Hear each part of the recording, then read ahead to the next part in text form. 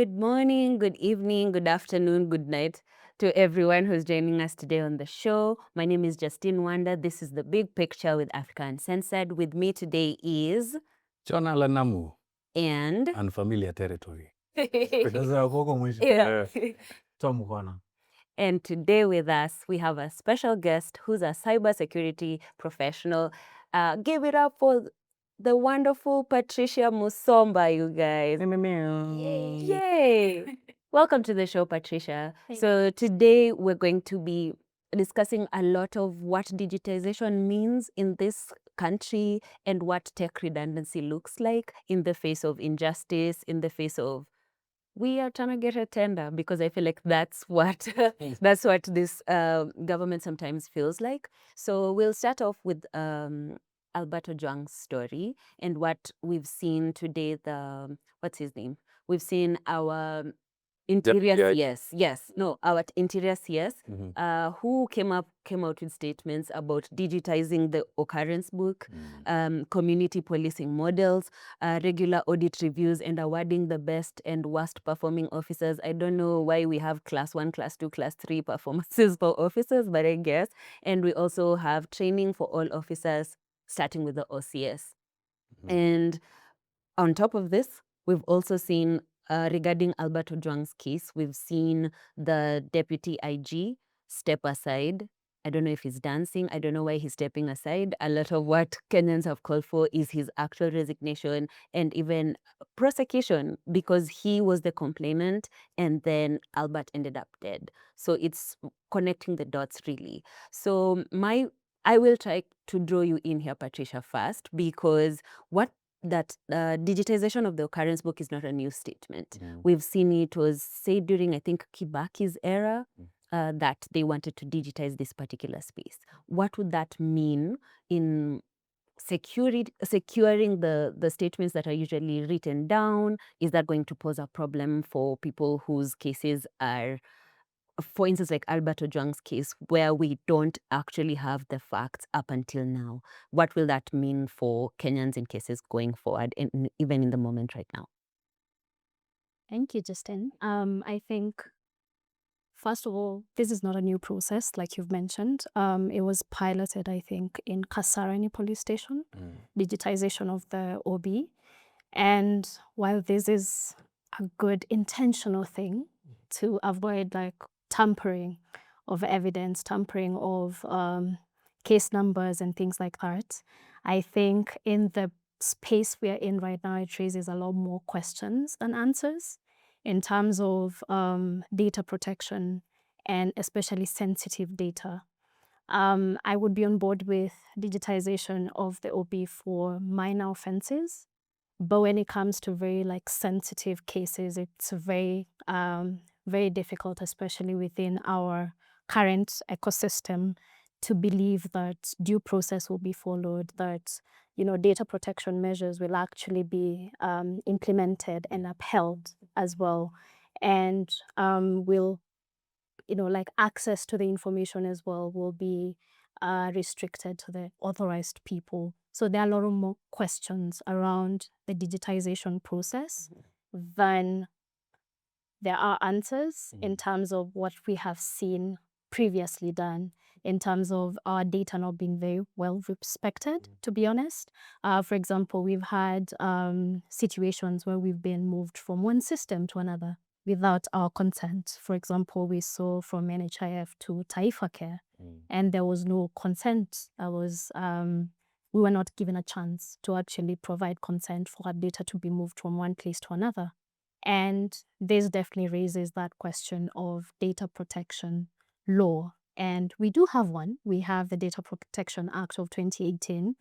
But within our current environment, we've also seen a disregard for the law and a disregard for the judiciary. And so that, again, raises concern around data protection, around also providing a way for data breaches to happen and information being leaked. So all these are good concerns. And I think in terms of making Kenyans a lot more comfortable around digitizing this particular process, I think there has to be a lot of communication around what security protections will be put in place to protect this entire process.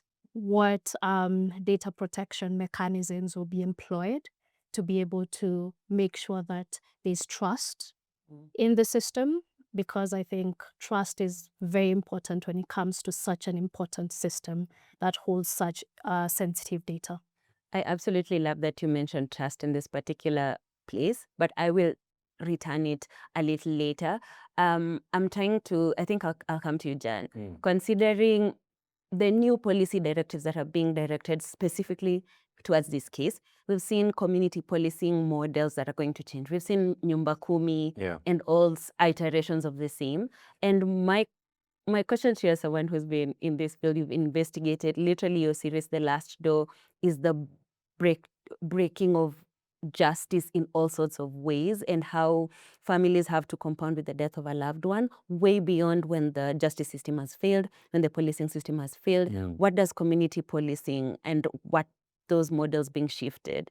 Do they change? Do they allow for better investigations, or are they just like another word of mouth situation that doesn't bear any fruit? I think it's interesting that you ended with a question of trust, right? Because I think that's where fundamentally it lies. You can have the simplest system, like, ever. But as long as people place trust in it, then the system works.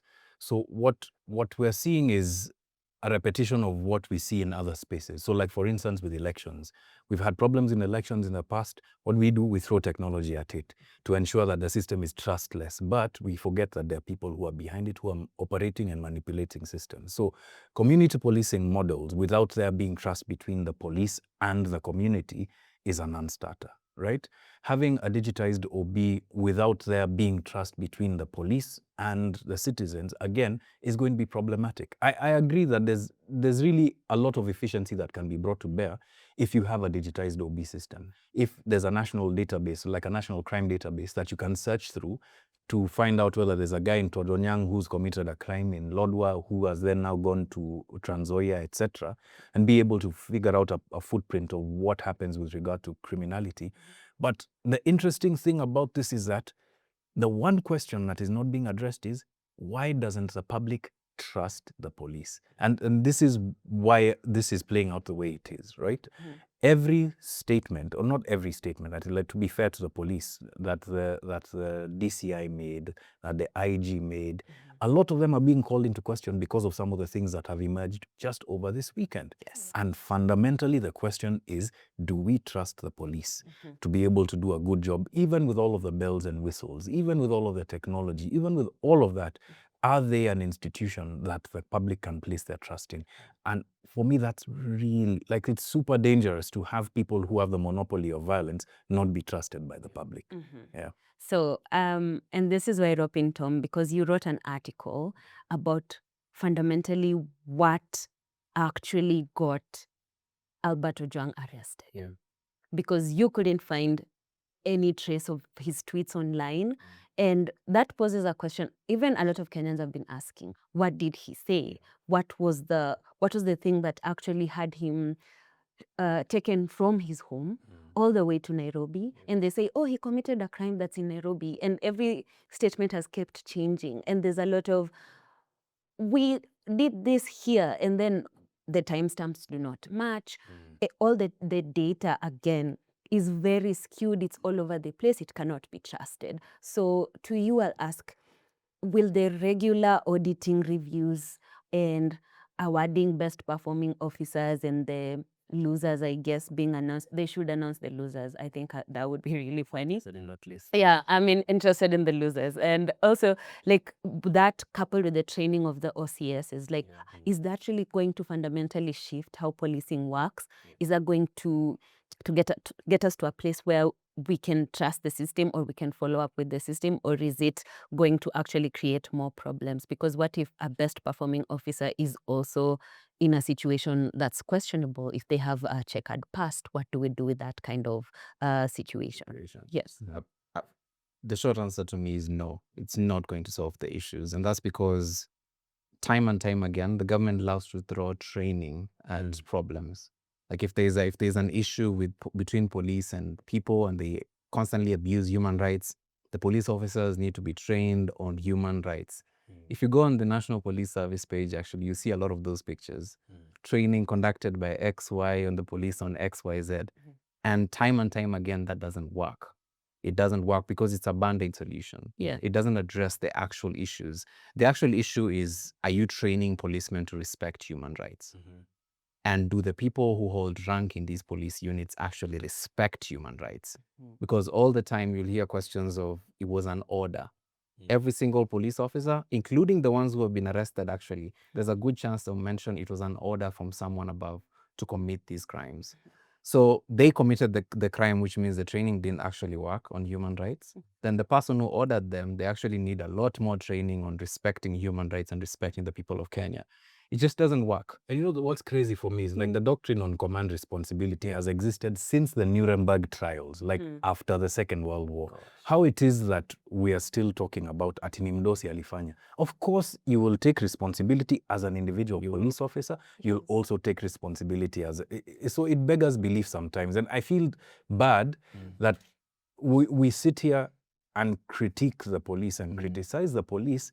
But then, you know, sometimes it's almost too easy. You know, like, what are you doing? Yeah. See, then you do something that shows that you're trustworthy. Yes. You know, which is very frustrating for me. But they constantly don't do those things. Yeah. Absolutely. The post on Happy Father's Day right after killing a son. Yes, that's what I wanted Happy to ask Mother's too. Day after tear Yes. gassing and beating up women for Flowers in the streets. And I think I'll ask you, Patricia, this is probably outside of your purview professionally, but like as a Kenyan who has to just be out there, and you've seen the reactions online where people are holding the line for everyone who's been a victim of extrajudicial killings and police brutality. We've seen again and again people being like, we don't understand what it is you're doing. Like, your performance online does not match your actions.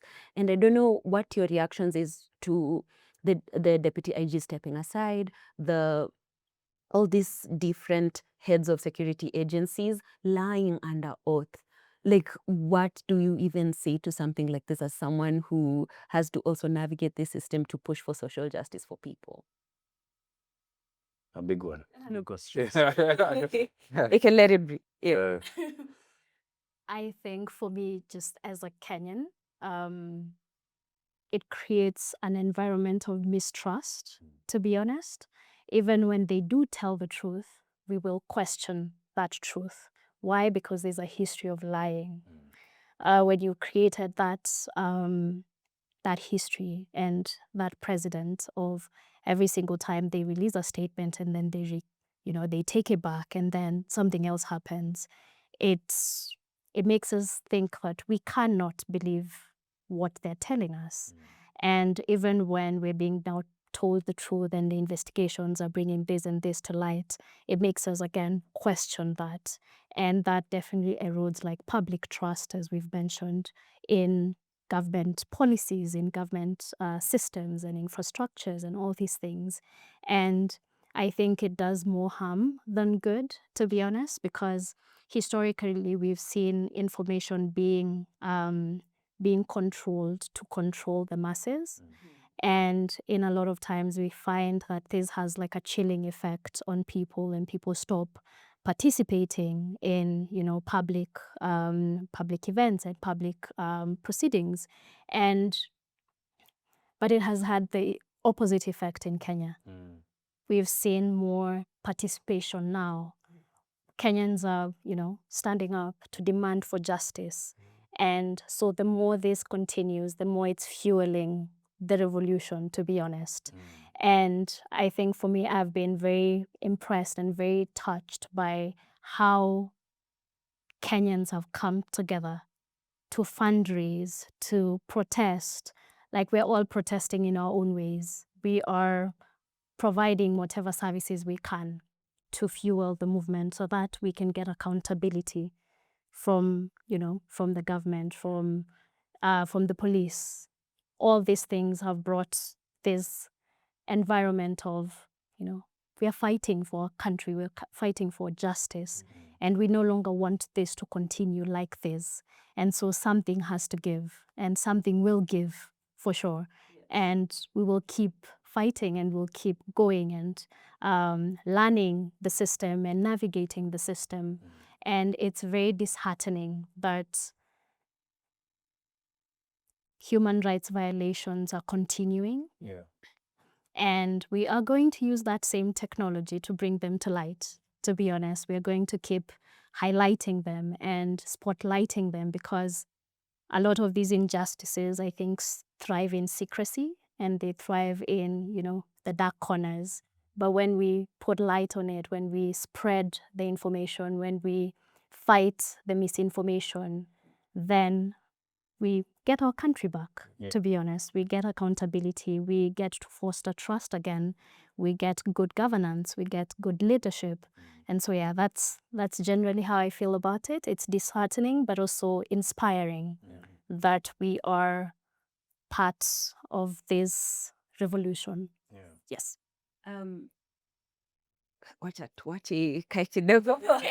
Because one of the things that stood out to me over the weekend is there was a group.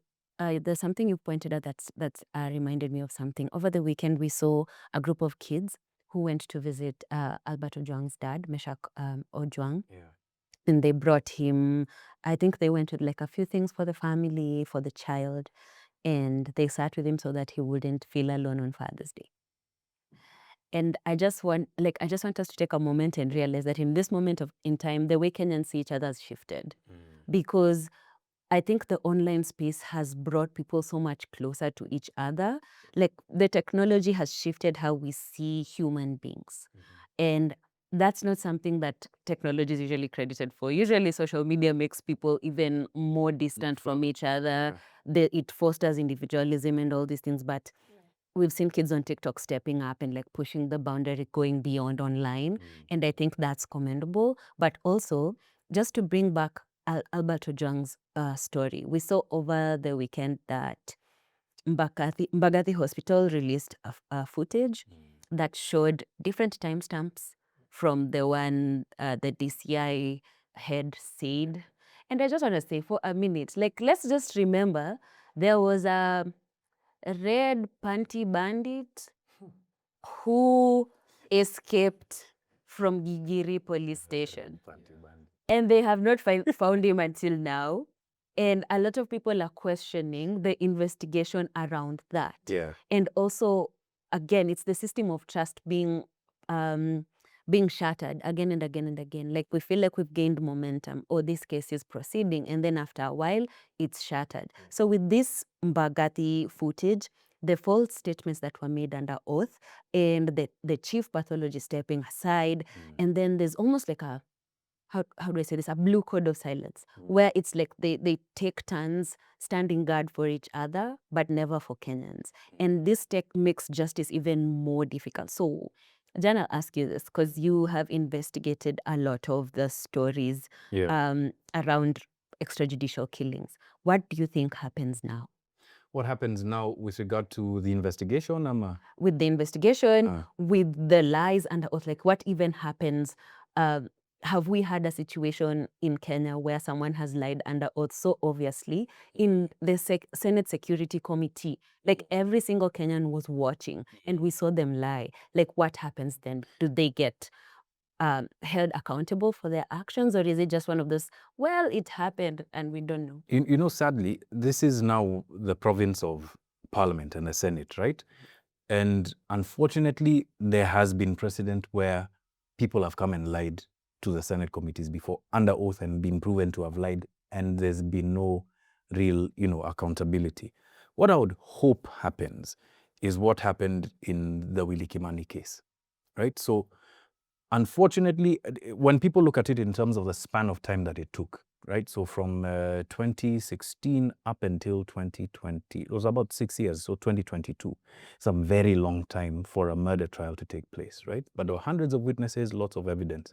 But if you look into the investigative files that different IOs, investigative officers, produced, you'll see that there's some stellar work that goes into the investigation that can actually bring the police's reputation out of disrepute, right? And this is all to say that the skill set exists for us to be able to bring that kind of accountability. The tools exist, both legal as well as technical, to be able to bring people to book. The question is, are they going to be used, right? So if this goes to Parliament and becomes a political issue and becomes a partisan issue, then you're likely to see no justice. None of the people who seem to have lied under oath will be brought to book, right? And then it becomes a province of politics and saying, oh, Wamunyoro said this, Wamunyoro did that, oh, Kwamba, I don't know, Albert was working for who, or that sort of thing. It becomes muddled in that morass of and fog of we don't really know. Yes. Right? And unfortunately, the National Assembly, not to a lesser extent the Senate, but a greater extent the National Assembly, has a reputation for throwing things that are very clear questions of right and wrong into that kind of legal morass where we're not quite sure.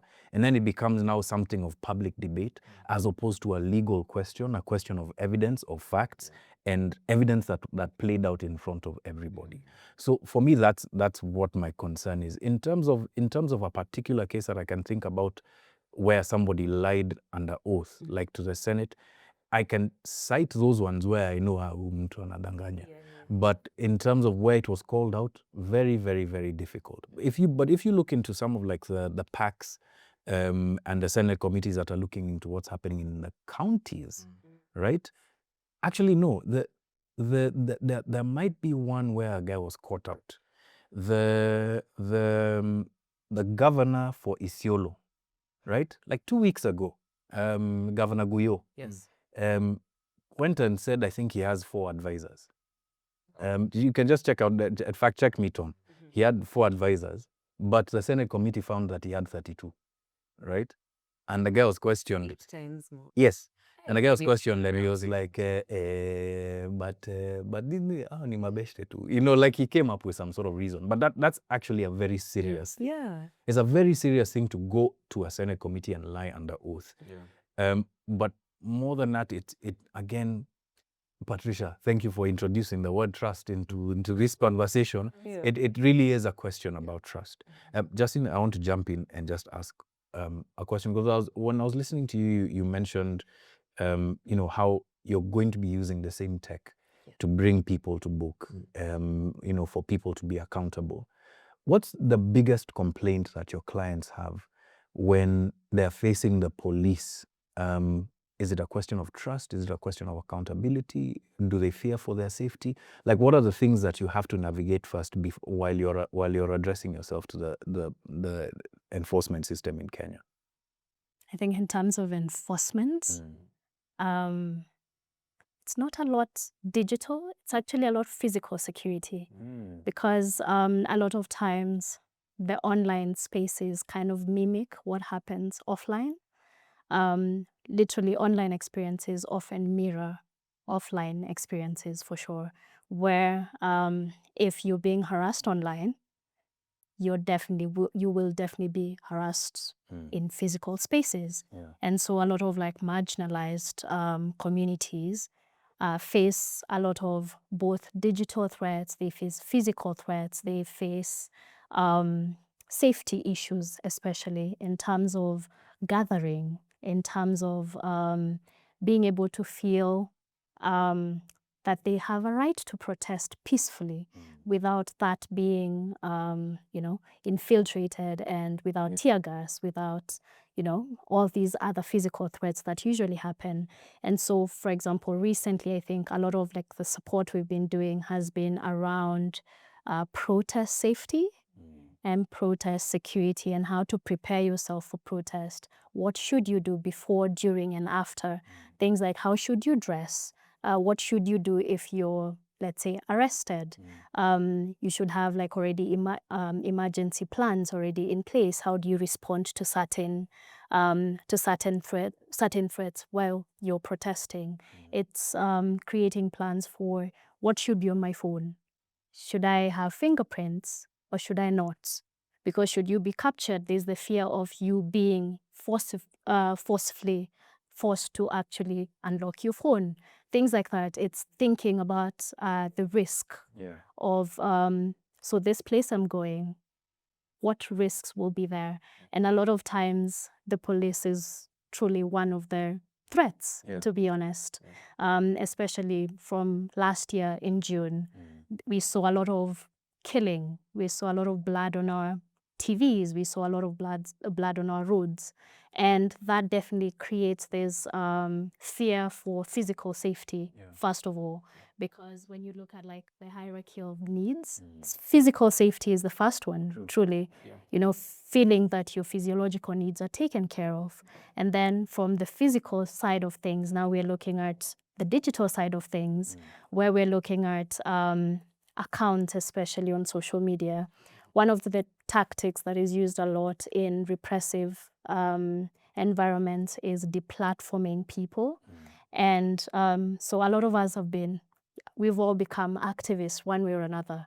And we're using our platforms, we're using the social media platforms that we exist in to, you know, protest and to raise awareness around specific issues.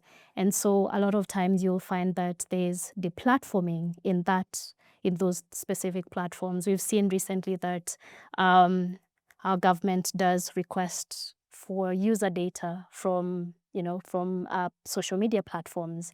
And so that again now creates this environment of, am I even safe in online spaces? Because in a lot of like movements, we use online spaces to organize, and then we will have physical meetups, and sometimes it's purely online. And so if our online space is now also not safe, then what, you know? And so again, one of the things that we do a lot is supporting activists to secure their accounts and to secure their presence in digital spaces, to help them if their account has been taken down because, say, it was massively reported and it was taken down. We help them recover those accounts so that they can get back their platform. And so we also see a lot of harassment, especially for high-profile activists, journalists as well. There's a lot of harassment that happens, especially if the work that you're doing is kind of like against the grain. So we see a lot of like harassment, for example, for marginalized communities in Kenya, like LGBTQ communities, where there's a lot of online harassment, which leads to self-censorship, where now you stop sharing as freely as you used to do. Why? Because you also want to take care of yourself, you know? So those are some of the things that we receive support requests a lot for. I'd love to hear this. Justine, you like to say that we should imagine a country that works, right? If things worked absolutely how they should, because Kenya right now isn't a democracy. If it was supposed to exist in a democracy and things worked the same way they are written in law, how would it look like in the digital space, and how would it look like for places which hold our data, like CAK, because CAK was actually tapped for Albert's case. But and also this Meta request, that thing is really worrying, because that's the same thing Israel is doing to shut down voices dissenting and voices that are actually rallying for Palestinian rights. But then that aside, here in Kenya, a situation where everything is working, how would it look like? I think it would look like, I think, just respect of freedom of expression. Because I think a lot of the fight against social media use has been because of freedom of expression. It has been because people are sharing their distrust and they're sharing all these things that are not in line with, you know, the government. And historically, there's always been unhappiness with the government. That is how we hold the government accountable. That's how we tell them that, yeah, you did a good thing here, but you could have also done this other thing, you know? It's not new, but now it's being weaponized. Whenever you share your opinion about something, it's being used against you. The very same laws that, you know, are supposed to protect us from criminals are being used now to target us. And I think that is what the worrying thing is. And so our online spaces that respect freedom of expression.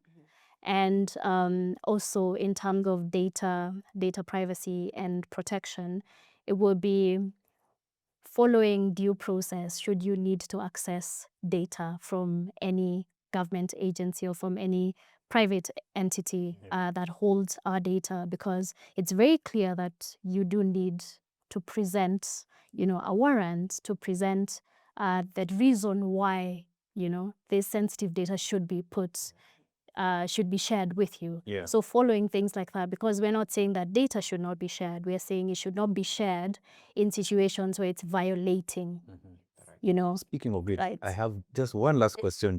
Sorry. Actually, it's a two-parter, so I've lied. It's two. It's two questions. Okay, so it's a practical question. I've gone to a protest, and you had mentioned this. I've gone to a protest. I have a phone, and maybe I access my phone biometrically, either by facial recognition or by my thumbprint, right? Yeah. Number one, what is the rule of thumb on how you should secure your phone, like in terms of access when going to a protest? And number two, if I see the police coming toward me and I know that the first thing that they'll ask for once I'm in their hands is my phone, is destroying my phone an act of destruction of evidence or protection of your right to privacy? Yes. It's a good question. In terms of access, personally, I do recommend that you change it to either a password or a long PIN. Why? Because that is something in your mind, not something you have on you. And so it cannot be, you cannot be forced to do it. Yeah. They would have to force you to say, unlock it by yourself. Yeah. And so that just adds a bit of protection for you. So I would say disabling location, disabling fingerprints when you're going to a protest will definitely create a little bit of an abstraction for you. And other things would be keeping minimal data on the phone. If That's a possible, I know. Yeah. If possible, if you're not going to document the protest or anything like that, we recommend actually going with a feature phone, because there's not much information that is stored on. Kabambe. Yes, kabambe. I was about to ask. I was like, feature phone. Where? Yeah. I knew what just dropped. Yeah, going with minimal data. Why? Because should they say have access to your phone, there's a lot of information we store in our mobile phones. Agreed? Yeah. We store a lot of information, very sensitive information as well, right? Yeah.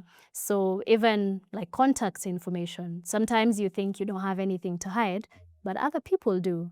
And, their contact information might be on your phone. And so that is something that you need to protect as well. That's why when we talk about security, we talk about it in a way that it's very collective itself, but also collective, because your responsibility is not just to yourself. You hold other people's data, you hold other people's information, and you have to protect that. So in terms of protest, that is one thing I would recommend, having as little data as possible. That can be achieved if, for example, you have your data in the cloud, because then you can just delete, Google Drive and, sign out of those things, and then, no data of yours is there. Or, if it's stored in iCloud, then if you delete that account, that data from your phone, you can still come and re-access it later. But when you're going for a protest, having minimal data is important for sure. Also, your location, so that you can't be tracked very easily, things like that.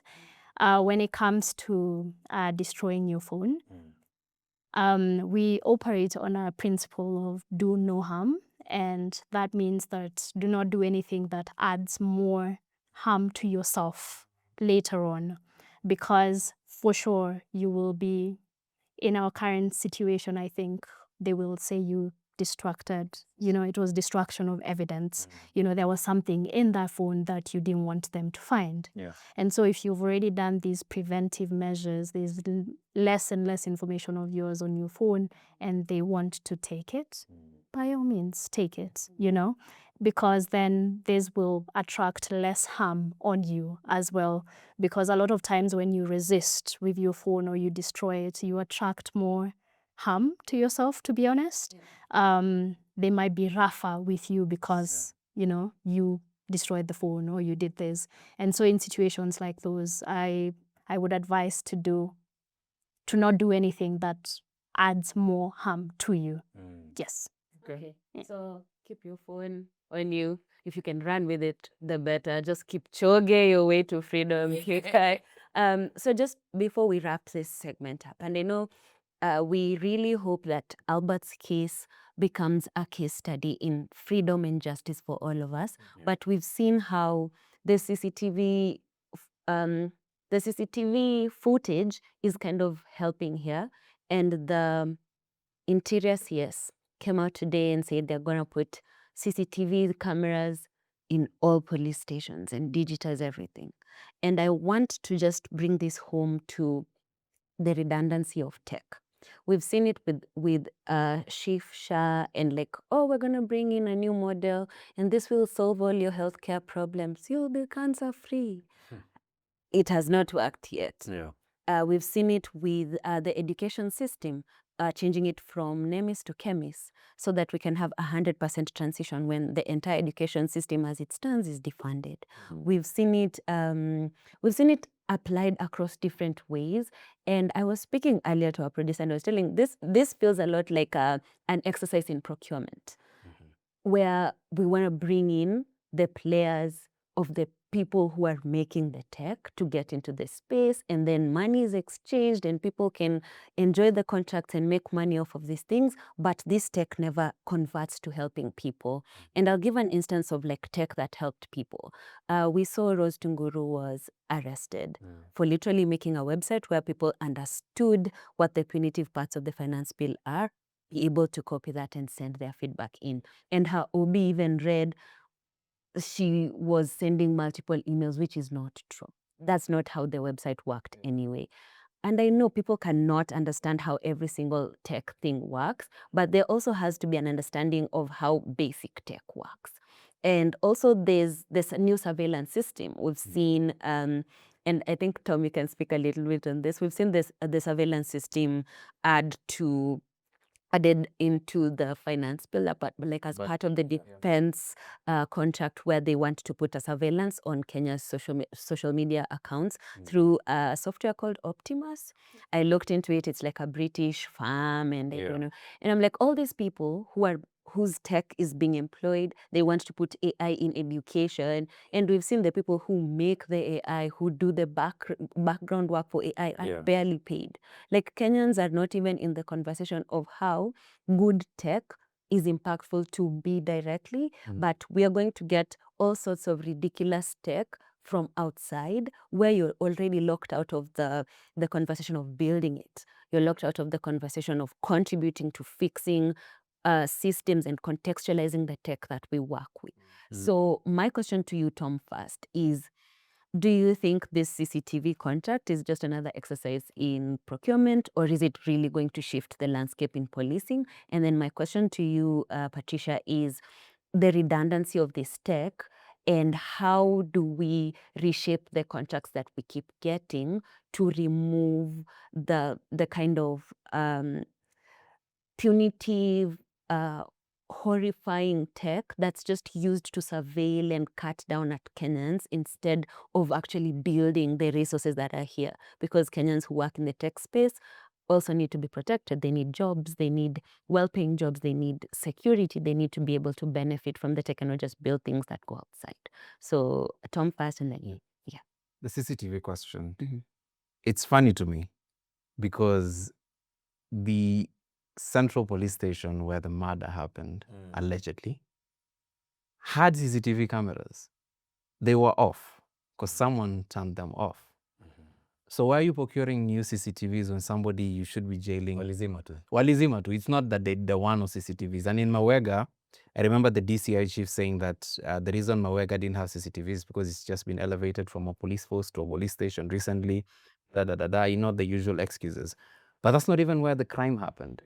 The crime happened in Central Police Station. You don't have CCTV footage because somebody was paid to disconnect them. And the only CCTV footage... It was 3Gs, huh? Allegedly. And the only CCTV footage that we have was the one that was working on that night because no one switched it off. The one at Mbagathi. So it's clear that we don't need more CCTVs. You don't need to train these people more. These people are just crooked to the core and you need to jail them all. That's just what it is. And just like to the question that you asked earlier in your article, what really did he post? Nothing from what we saw. His official Twitter account, at finest Likoni, at finest underscore Likoni. Yes, that account. It was connected to him because we archived it 2 years ago during another investigation completely unrelated to this. But from what we saw, all things point to that account belonging to Albert Ojwang before he was dead. And the activity runs from all the way before 2018, I think late 2018, all the way to June 6th, 2020, the day before he was arrested, because he was arrested on the 7th. That was the last activity on that account, June 6th. So why would somebody get arrested and his actual account vanish the day of his arrest? Poses so many questions. Looking into his actual activity from before that, we couldn't see any post linking him to the hashtag Mafia Police that was allegedly defamatory. So then again, who led the police to these people, to Albert, and why did they have him in the first place if they didn't have any evidence pointing to him being the prime suspect in all this? Actually, on that, I have a question for you, Patricia. Because there's been a claim online in response to your story that he was controlling or had the logins to another account that did that then was posting this defamatory content. How direct does the line of evidence have to be for him to have been arrested under charges of false publication and cyber crimes if the login itself, it has not been, or rather the account that he's supposedly, has the logins for, is not related to him directly? And then secondly, I guess everybody is wondering, on what basis then, right? Just like Tom was asking, on what basis? And you're in the space. What kind of evidence would the police need to gather to then have placed this charge on Albert and then bring him to Central? And tied to the redundancy of tech. Okay. Sorry, I'll find a way. I think in terms of evidence, honestly, I can't speak much to that because I'm not sure about like the due process of that is detailed in the Computer Misuse and Cybercrimes Act, because there should be information on how exactly to pinpoint and identify that this account belongs to you. Because I think that is what the information they would need to say that the account belongs to you. And so you have responsibility over the information that is posted on that account. And so I think that is the information that would need to be true, that this account is yours. And you control the account itself so that the information that is shared within that account is under your responsibility. That is why you see a lot of like Twitter accounts with something on their profile that all opinions here are my own, things like that. Why? Because whatever account is under your care, you're responsible for everything that is shared there. And so if it's not already linked like that this account was his, then again, that's a question of then why was he arrested? And I think there's also touches on arbitrary arrest, because a lot of times that is a tactic that is used to scare people from posting things. Arbitrary arrest is literally when you're arrested randomly, not following due process, or even like the claim, they're just claims. You're not charged like officially or anything like that. Kind of like very similar to what happened to, I forget her name. What happened to Rose? That is, yes, that is arbitrary arrest, because you're arrested, but you don't know for what, and then you kind of like, you're like, okay, what am I answering to?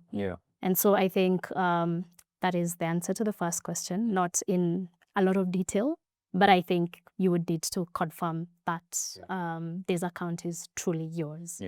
In terms of redundancy of tech, I think it's a bit contradictory that we are like a digital first, country and nation, and yet we purchase always like outside. And it's contradictory because every year we produce graduates who are really good at what they do. Case in point, we get to be hired by international organization. That is testament to our talent and skill. It is testament that globally we can compete. And so I think there needs to be, the strategy needs to change, that we're investing in local talent and not just to do, like that program for, it was Finya Computer something. Yeah. Actual innovation and support actual innovation. For example, when Rose created that program where you can be able to participate in this the finance bill public participation, and yet that was termed as a crime.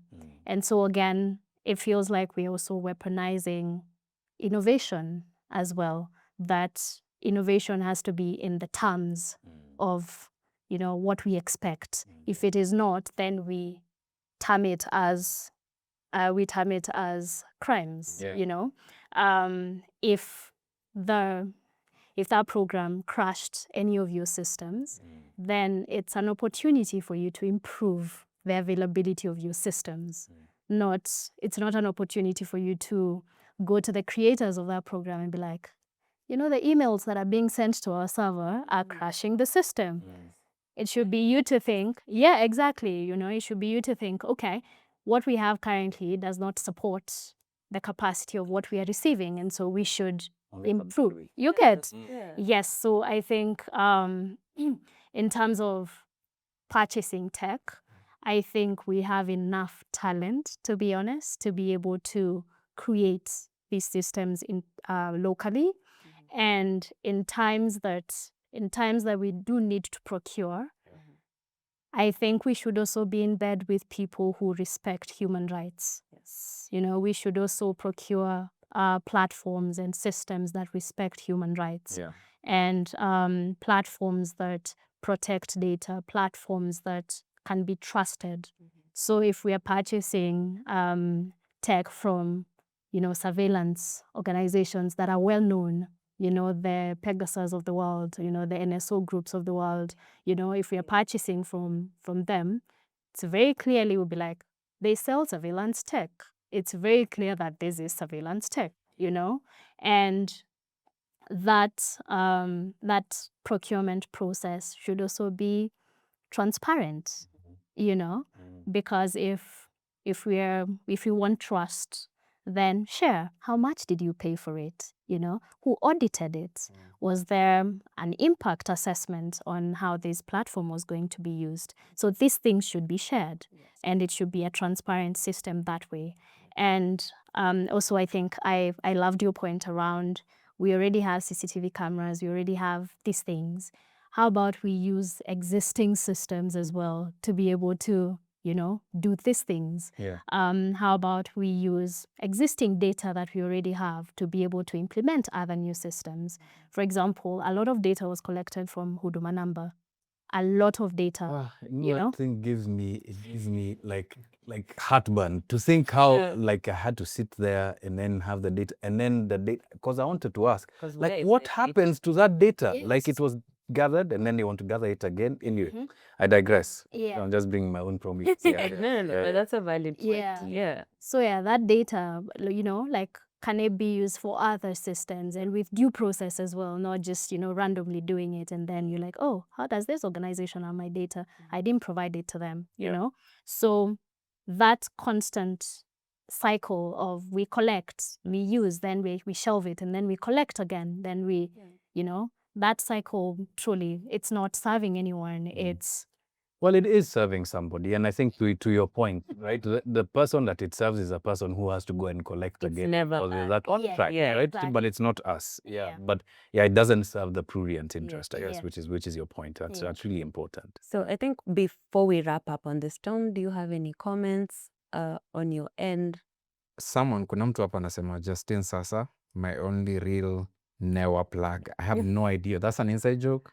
I think it's news. They probably misspelled That's Victor Lubaga. Yeah. Well, shout outs to you, Justin. Yeah. Spelling. Yeah. And then kidogo typos. But Sami Kovu says volume iko chini. That was early on the show, so I think the team behind the scenes handled that. Yeah. So I'll just to wrap up on this particular topic, I think we've seen IPOA just drop the ball several times, just so openly from their beginning, just having a casual sit down when the first time we're seeing the investigations into Albert Ojwang's murder, like they were sitting with the people from the perpetrating side of things, and I'm like, you guys, ata for optics, why are you? And like the guy was just like relaxed, like it's like he was having a barbecue, like he was so strange. And considering the gravity of the situation, IPOA is already dropping the ball. I keep wondering what our like there's so many statistics around how the Kenyan police has detrimentally failed Kenyans. They are probably the highest perpetrators of crime. 100%. 1 in 3 Kenyans has been harassed by a cop.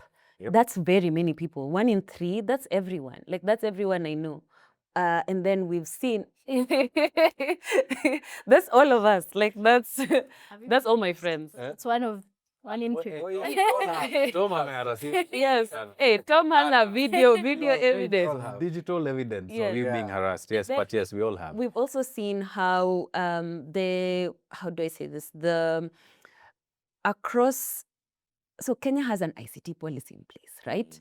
And again, it comes back to the thing where you purchase tech and then we also have an ICT policy. Which one is it? Like, how are we supposed to move towards a direction of change and growth and security even, if we're not even in the conversation of making the things that get us there?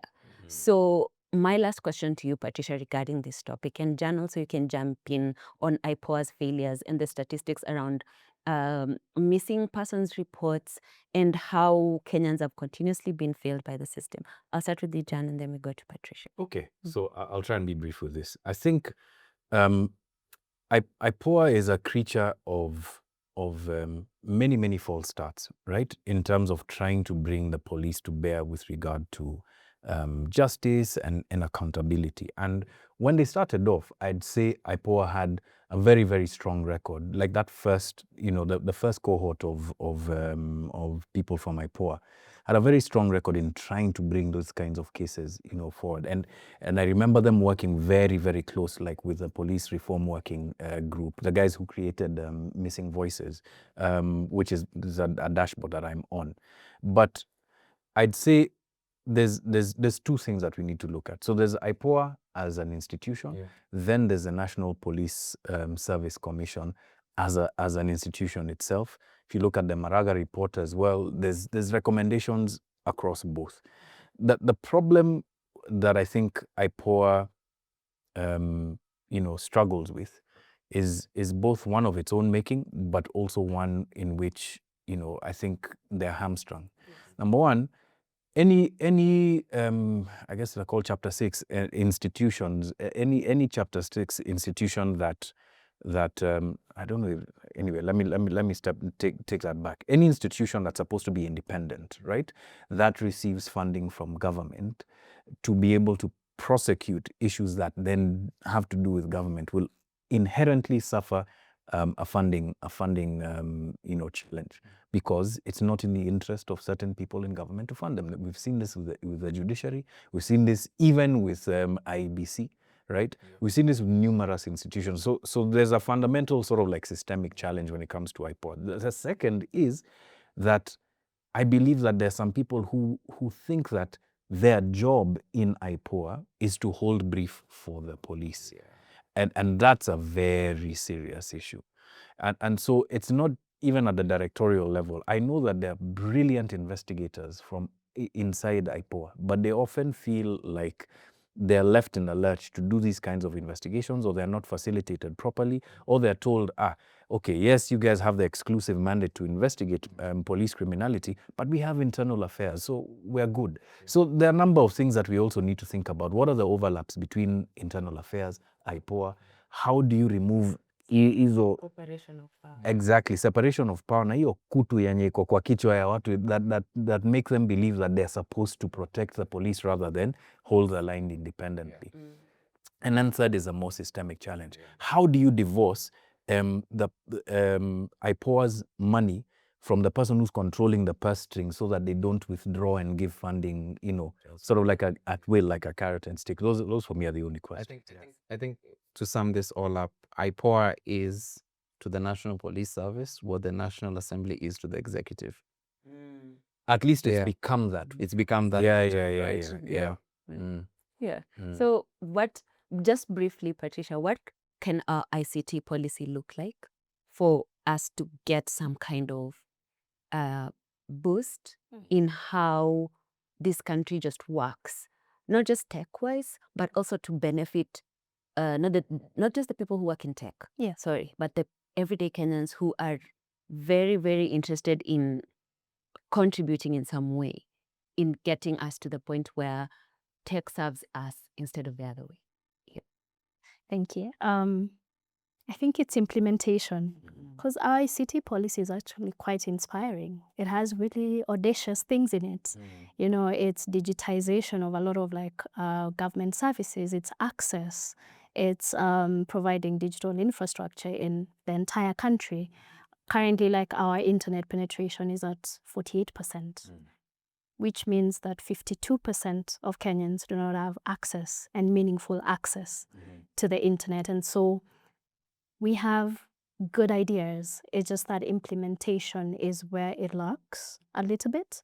And if those ideas are implemented with Kenyans in mind and with Kenyans, because I think in terms of tech, I truly believe, for Kenyans, by Kenyans, it's our thing, because we understand the problems that exist here. We understand our local challenges, and only us can navigate those local challenges. And I think kind of looking at home, local talent, investing in that, investing in innovation here in Kenya to solve local challenges here in Kenya, and also prioritizing as well. Because, for example, I do not understand why we would prioritize surveillance tech over very many other issues we have in the country that could benefit from that funding, to be honest. Do you know what's crazy? Yeah. Sorry to jump in, Patricia, but you know what's crazy? The whole week when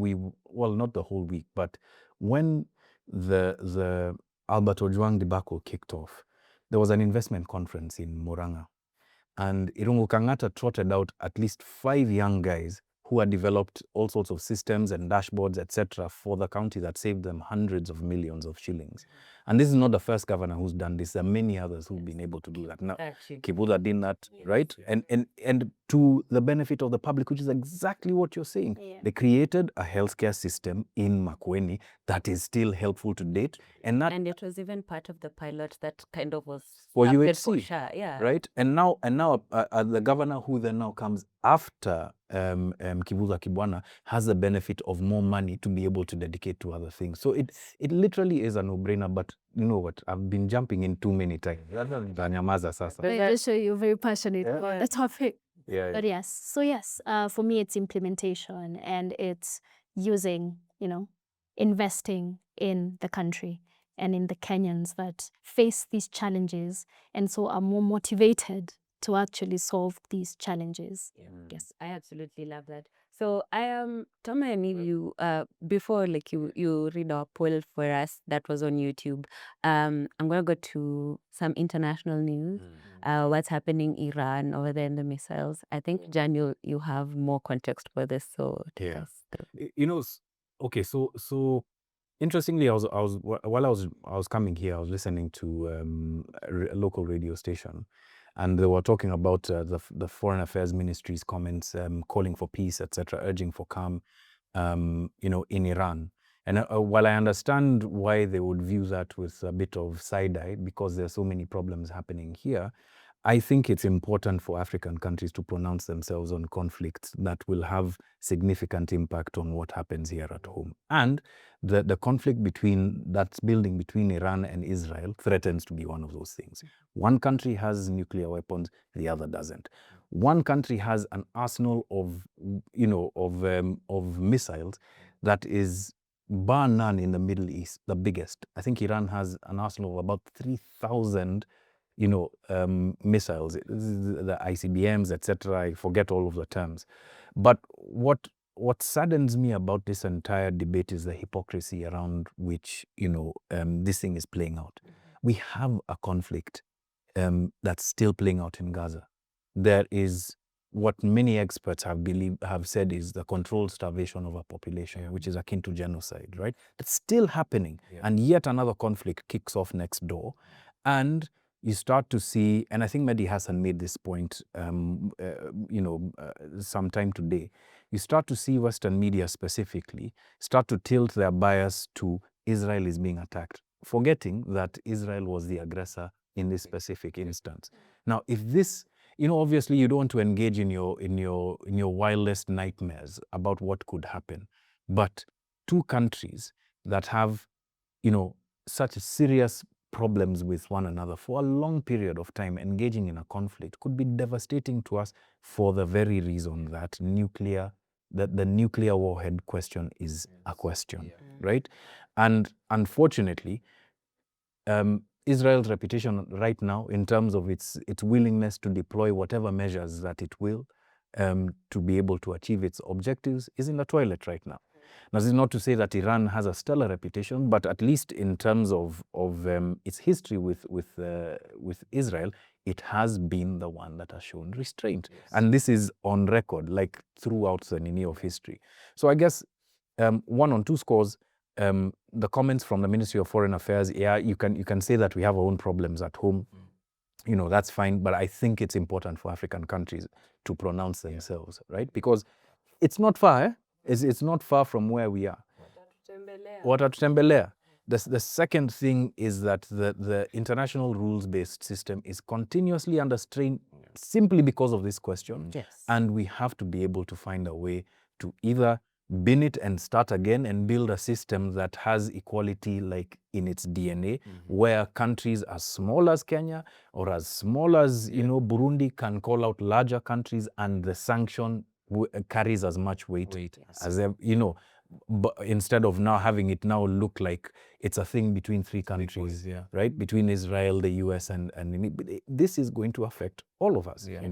I think the second thing in terms of international affairs is there's a report that NTV published yesterday. I think they called it Brothers in Arms. It was an OSINT investigation by NTV and Bellingcat that looked into the discovery of armaments in parts of the wider Khartoum that seem to have originated from Kenya. And I'm just looking at the government spokesman right now, and what, like, yani, there's certain things that I want.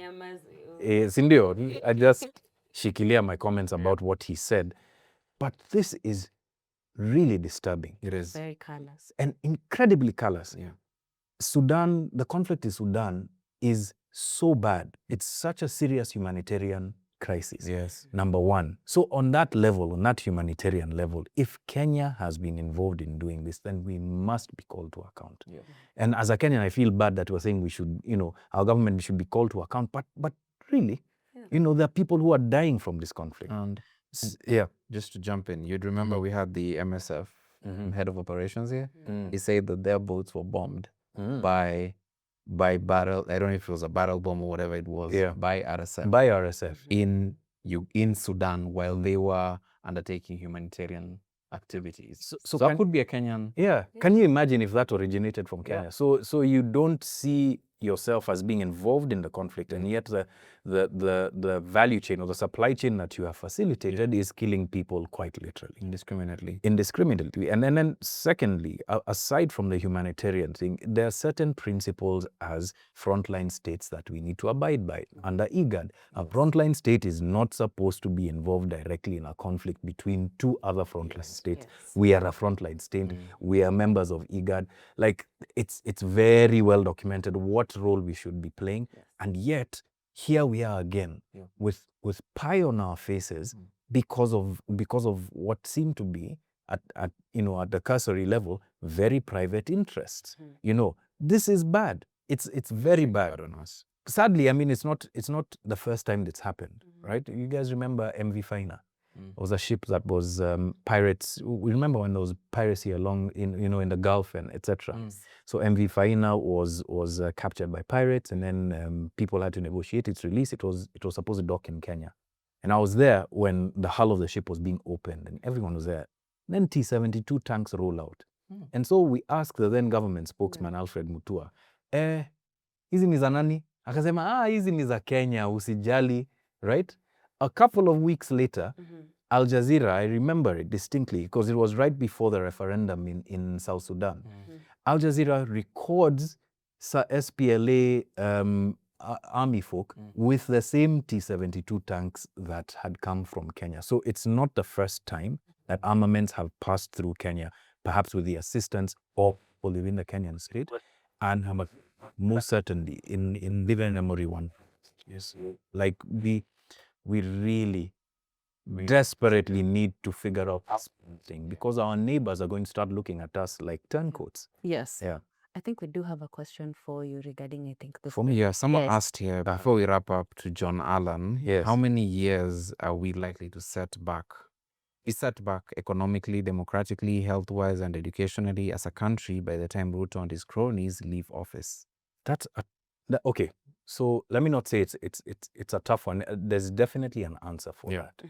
And how I'd look at it is through the lens of what happened in the transition between Moi and Kibaki, right? So Moi ruled for 24 years. They weren't all bad 24 years, but certainly towards the end of the 80s, going into the 90s, with structural adjustment programs, with corruption and the collapse of the civil service, it was a very bad decade in the 90s. We had, I think, negative economic growth by the time Kibaki was coming to power.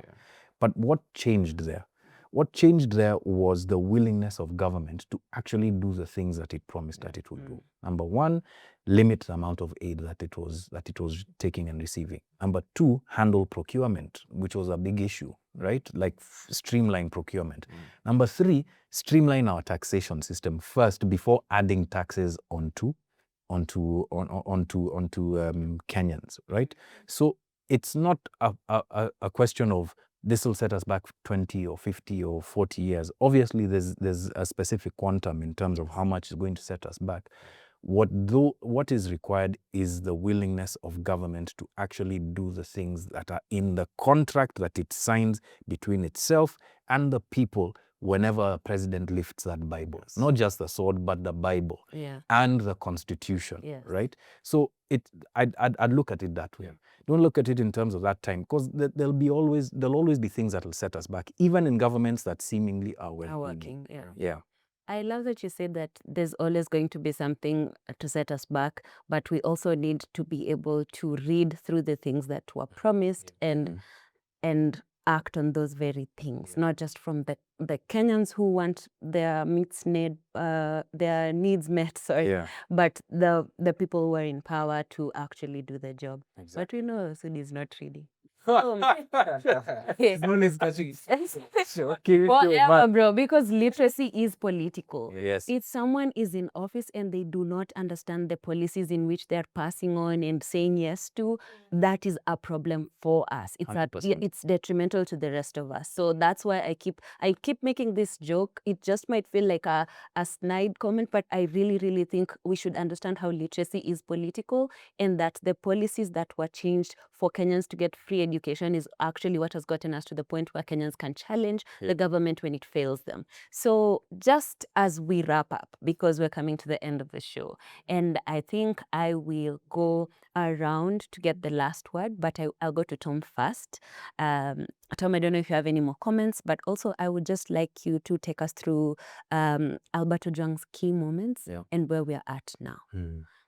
Okay. So before we get into that, actually, there's a poll that was put up on our YouTube live stream. The question is, do you take any steps to protect your privacy on your phone or computer? Yeah. 77% of people say yes, they do. And 22% say no. You should be proud, Patricia. Patricia, yeah, because congrats. And the question is, do any of us here? Yeah, me no. Yeah, right. You know, I was just thinking to myself, I should start treating my children like the police. Because the first time when I walk in, yani last one anachukua simu. Na anasema password ni nini. Na lazima nimpatie. You know, but yes, I think it is true. I don't think we do, honestly. I just recently not enough. Not enough. Yes. Yeah, we like convenience. And I remember when somebody said that the reason we get caught offside is because we're lazy. Human beings are inherently lazy. Security is also hard. It is hard to do, right? So many steps to follow convenience. Imagine typing a password for 10 seconds. Yeah. But it's needed. Yeah. Man, 10 seconds. Like, you know, you just said it and it's like that in the great scheme of things, a very short time. Yeah. If you think about in the great scheme of it, in the now, it's a long time. And X character Y underscore 7 times 3 40. Hey, wait. No, it's still long. Jan has given his password. On live TV, right? Then there's another comment here, someone saying, Benedict Luther saying, IPOA is a white elephant, brilliant idea. I think it touches on your point, Jan. Poor execution, zero results. In its own survey in 2013, it reported that only 34% of the public had confidence in its abilities. Not sure much has changed. Actually, if anything, that number must have moved. Can you imagine if you walked home and your family said, we have 34% confidence in you ability. Oh my gosh, you're in ngumu, man. Yeah, that's a vote of no confidence. And then Dabzon says, unfortunately, our parliament is the weak link, and we 100% agree. But where are we with Albert's case? If anything, I think we're moving backwards, because everything that the DCI was and the National Police Service leader has said, everything has been contradicted. Every single thing they've said. Yes. And the public trust in James Mukhwana's arrest is so low because everyone is calling for people who actually called for the murder of Albert Ojwang. But all things said and done, right? I would like to run us all through 3 lies that the government, and by government I mean National Police Service and DCI, have told us over the past week. Here are the top 3 lies. Yes, debunked by the Big Picture Squad, featuring Patricia. So first of all, they say that he tweeted defamatory posts. Right now, we've just mentioned a piece that Uncensored has just put out, proving that Albert Ojwang, through his official Twitter account, did not put those posts that are allegedly defamatory. So that's lie number 1, debunked. Then lie number 2, we were told that he was taken to hospital and he was treated with utmost humility. Do you guys remember that? He even ordered, biscuits and soda. Yeah. No, that was on the way. That was on the way. In transit. But when he was, I think that the lie was that he was rushed to hospital with the greatest exact that the government could afford. All the Subarus in government that went for him in Homa Bay somehow rushed him to hospital. But they failed to get him out of the actual vehicle into the hospital they brought him to for 10 minutes. For over 25 minutes. Arrived at the hospital at 1:35 a.m., was taken in at 1:59 a.m. Arrival happened 24 minutes before his actual being rolled into the hospital. And then he was pronounced dead upon arrival. So that is line number 2 that the government said.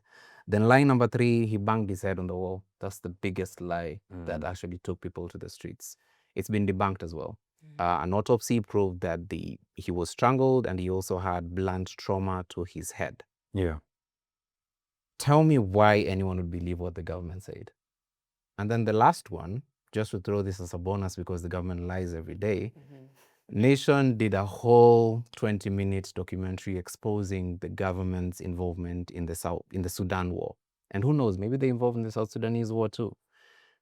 Arms that were procured, allegedly, by the Ministry of Defense ended up somehow in RSF territory and were bombing people of Sudan and causing... RSF has actually been accused of genocide. So if anything, Kenya is aiding and abetting a genocide in another country. A war or a conflict that has cost us 100,000 plus lives, almost 100,000. So these are lies that I can tell you in 1 minute that the government has said over the past 6 months of the existence, and they've been existing for 2.5 years. I think the fact check desk at Piga Firimbi was at some point overwhelmed by the number of lies that the government was saying. And if anything, you should expect the government saying a lie tomorrow. So why should we then invest in the same government? Why should people not speak up against these lies that are now beginning to cost lives? Yeah. 2 people died in police custody. That's still something that's news that is developing.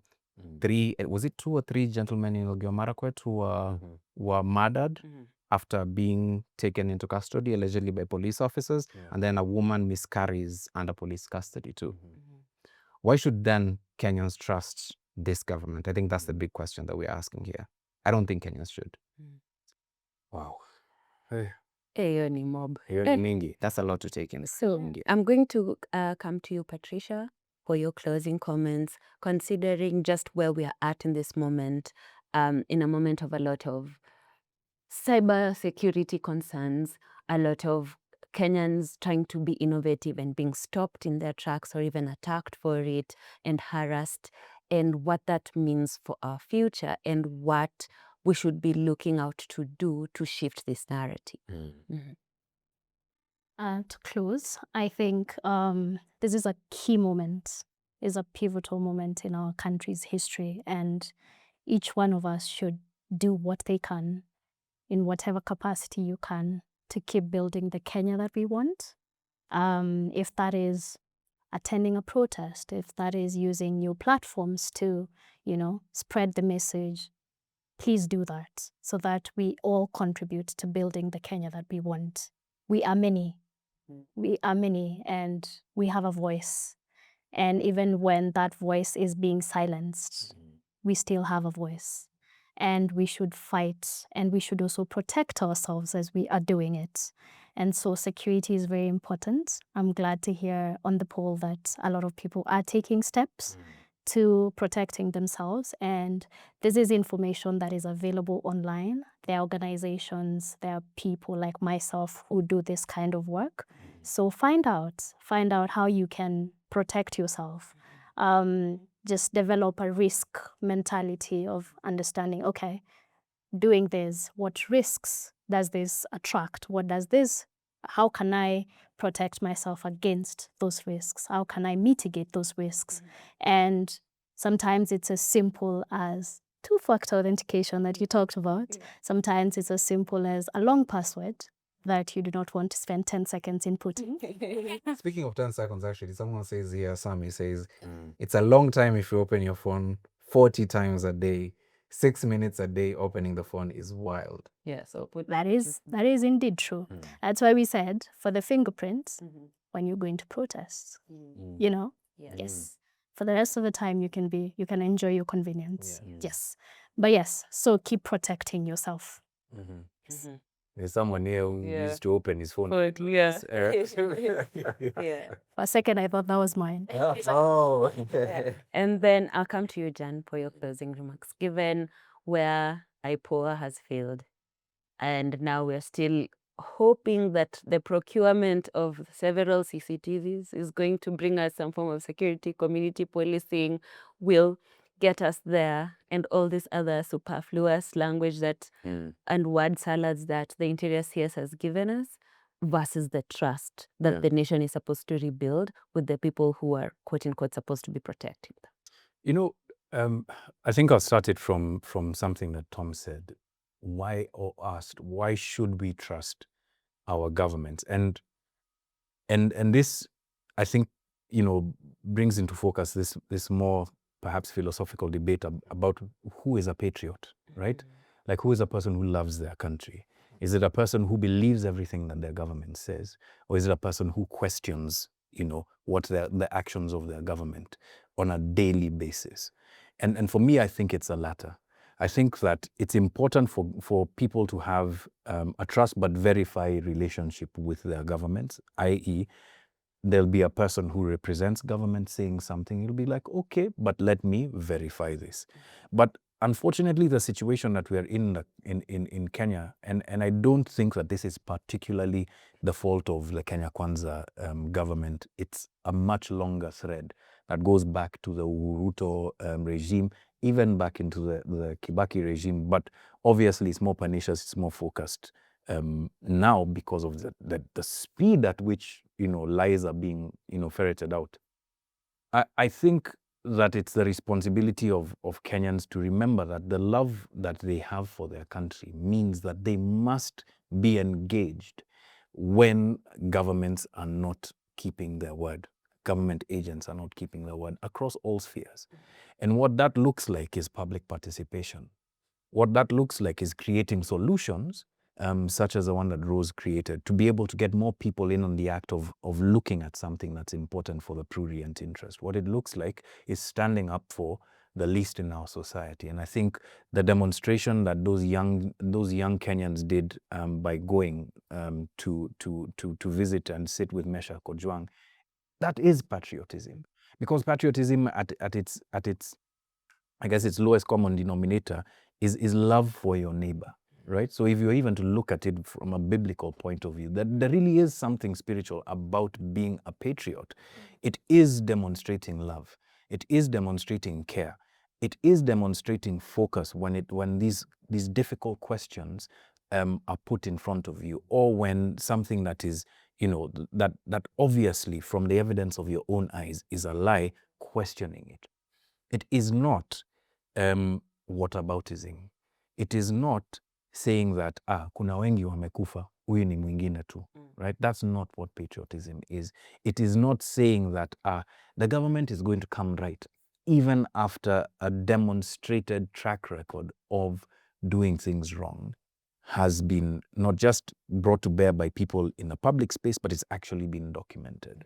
So fundamentally, that's what it comes down to. And if you were to throw in IPOA into that, you can call yourself independent. You can call yourself, an independent arbiter.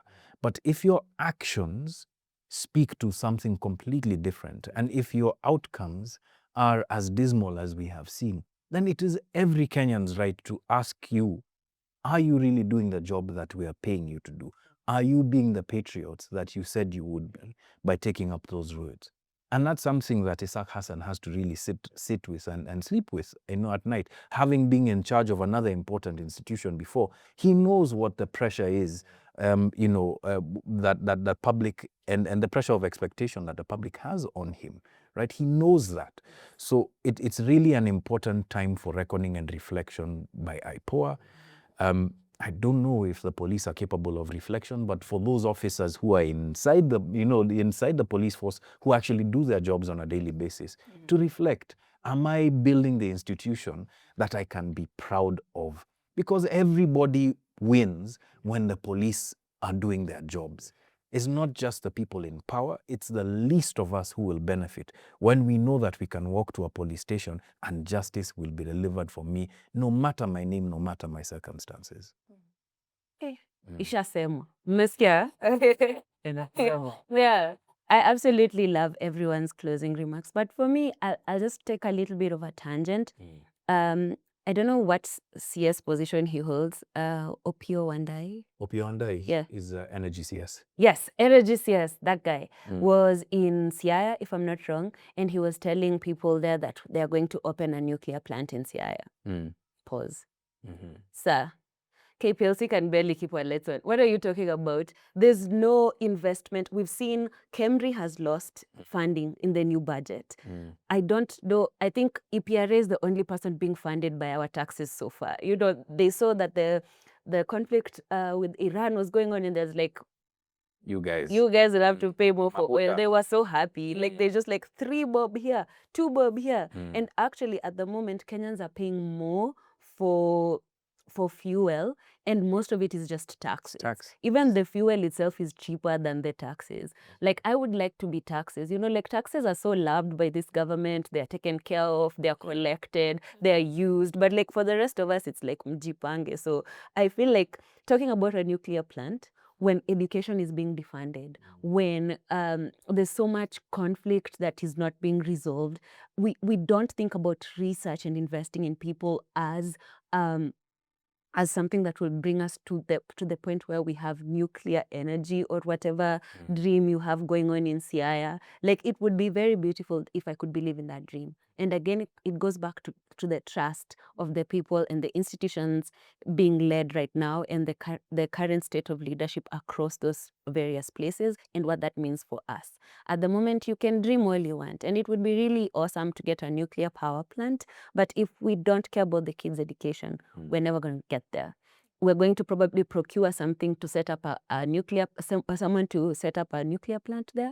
And then when it finally destroys the lives of people in Siaya, we're going to go like, oh, we are sorry, we didn't know. We're going to do post-research, like what they're doing with affordable housing. So I don't think we're ever going to get to a point where Kenyans grow if the institutions are not willing to be invested in. We're not going anywhere. And it's good that you have that dream, but you're not Martin Luther. You wake up, there's work to be done. And lastly, I'll say this as I went down. James Baldwin has this quote where he said, the world is held together. It's really held together by the love and passion of very few people. And I feel like Kenyans have proven again and again over the last year, at least so visibly, that they do have the love and passion for people across cultures, across heritages, across age, across generation. And I think that's what we should hold dear, because that will show up in the institutions we want to build, in the education we give our kids, in the healthcare systems we have, in the protections of our family and our loved ones. And unless we continue on the path of holding each other together, hakuna kule tunaenda boys. Hakuna place tunaenda boys. So, yeah. So thank you so much, Patricia, for joining us. Thank you, Tom. Yeah, thank you, Jan. Ambieni watu bye. I have been your host, Jassi. I will see you guys next week with my co-hosts, and good night.